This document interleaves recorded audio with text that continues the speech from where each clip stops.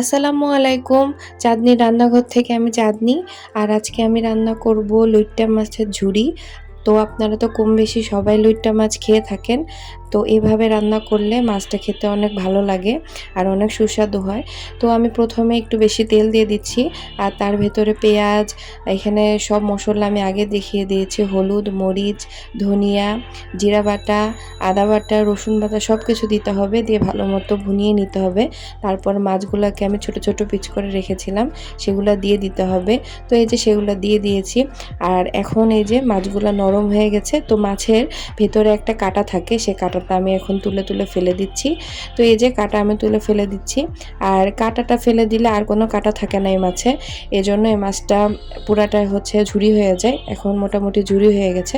এখন আপনারা যেভাবে রাখবেন রাখতে পারেন, অনেকে এভাবে নামিয়ে ফেলে, তো আমি এটাকে একটু আরও বেশি ঝুরি ঝুরি করেছি, মানে ভাজা ভাজা করেছি। এই যে আমার রান্না শেষ। সবাই ভালো থাকবেন। আল্লাহ হাফেজ।